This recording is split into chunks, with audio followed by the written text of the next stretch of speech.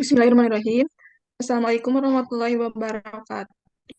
Waalaikumsalam warahmatullahi wabarakatuh. Perkenalkan, kami dari kelompok 5 akan memaparkan materi mengenai pornografi. Sebelum ke materi, perkenalkan saya Layla Husna Arifah. Di sini saya sebagai moderator dan di sini ada rekan saya Nevita Nursintia, lalu ada Fajran, lalu ada Resya Rizal Fadilah dan juga Muhammad Dandi Al-Syawali. Lalu kita ke materi pertama mengenai definisi pornografi yang akan dijelaskan oleh Saudara Resya. Kepadanya disilahkan. Jadi, pornografi adalah penggambaran tubuh manusia atau perilaku seksualitas manusia secara terbuka dengan tujuan untuk membangkitkan birahi seseorang. Pornografi berbeda dari erotika. Dapat dikatakan, pornografi adalah bentuk ekstrim atau vulgar dari erotika. Erotika sendiri adalah penjabaran fisik dari konsep-konsep erotisme.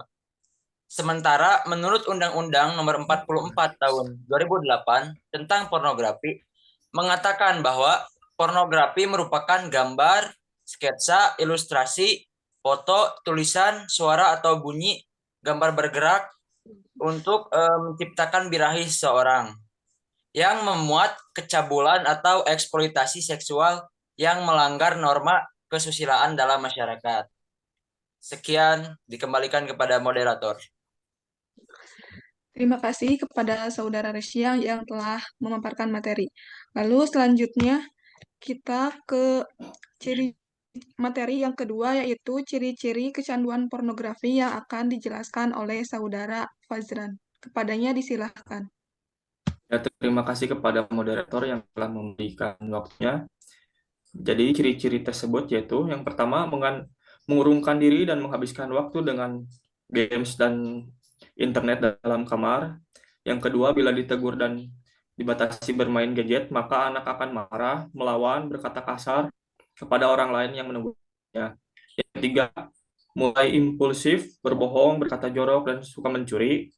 Yang keempat, yaitu sulit untuk berkonsentrasi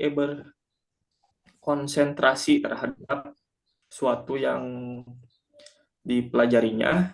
Yang kelima, presentasi akademisnya menurun karena pikirannya terganggu oleh PMO tersebut. Yang terakhir, jika bicara, selalu menghindari kontak mata. Terima kasih. Dikembalikan lagi kepada moderator.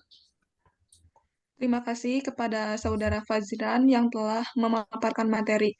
Lalu selanjutnya kita masuk ke materi yang ketiga, yaitu cara mencegah atau berhenti dari kecanduan pornografi yang akan dijelaskan oleh Saudari Nevita Nursintia. Kepadanya disilahkan. Terima kasih kepada moderator. Cara mencegah atau berhenti dari kecanduan pornografi yang pertama ada berkomitmen dengan diri sendiri. Berkomitmen dengan diri sendiri adalah hal yang penting untuk mencegah maupun berhenti dari kecanduan pornografi. Yang kedua ada batas akses terhadap konten pornografi.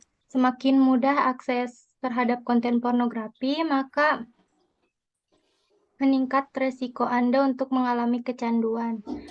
Anda harus mencoba membatasi aksesnya. Yang ketiga, ada hapus semua konten pornografi yang dimiliki. Anda harus menghapus semua konten pornografi pada ponsel, komputer, ataupun laptop. Jauhkan juga benda-benda lain yang berkaitan dengan pornografi. Yang keempat, ada berkonsultasi dengan psikologis atau psikiater.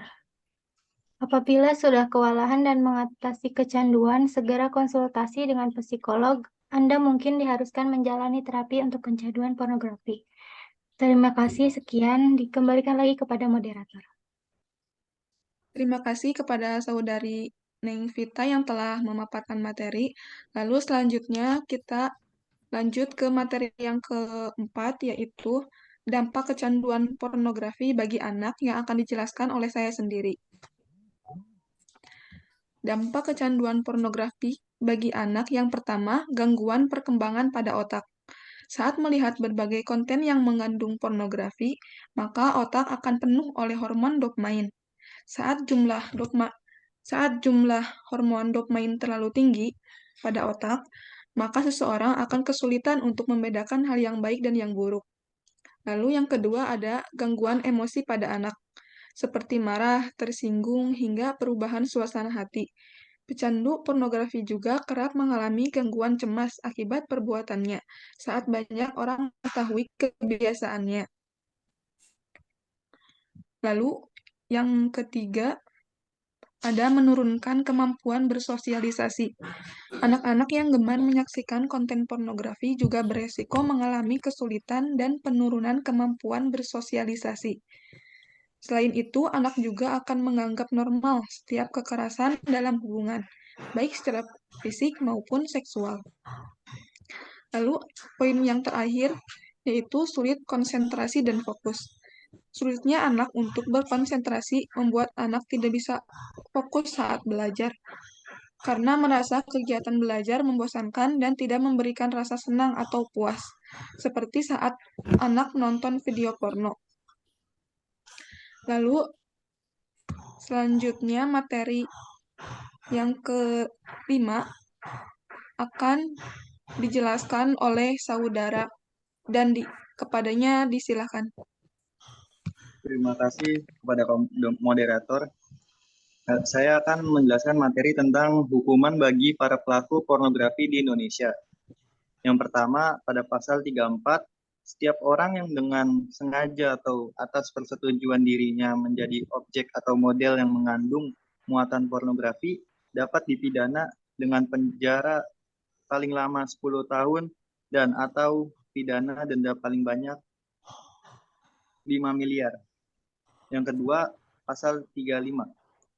Setiap orang yang menjadikan orang lain sebagai objek atau model yang mengandung muatan pornografi dapat dipidana dengan pidana penjara paling singkat 1 tahun dan paling lama 12 tahun, dan atau pidana denda paling sedikit 500 juta rupiah dan paling banyak 6 miliar rupiah.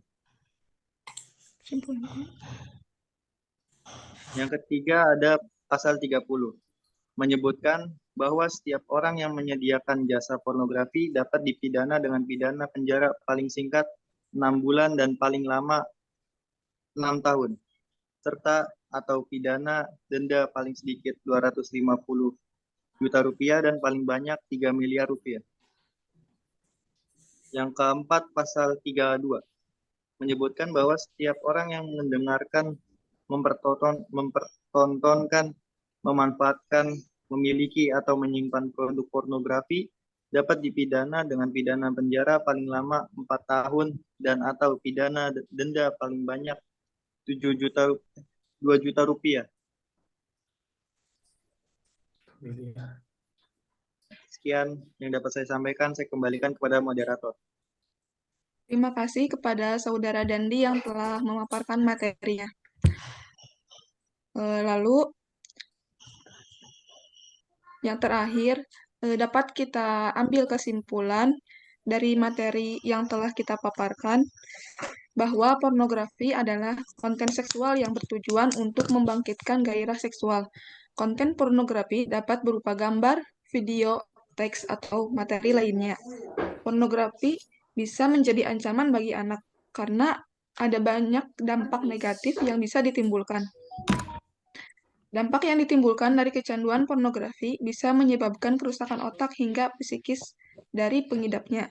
Maka dari itu, penting bagi orang tua, guru, dan elemen masyarakat lainnya untuk membantu mencegah anak kecanduan pornografi. Mungkin sekian pemaparan materi dari kelompok 5. Mohon maaf apabila terdapat banyak kekurangan maupun kesalahan. Terima kasih. Wassalamualaikum warahmatullahi wabarakatuh. Waalaikumsalam. Warahmatullahi wabarakatuh.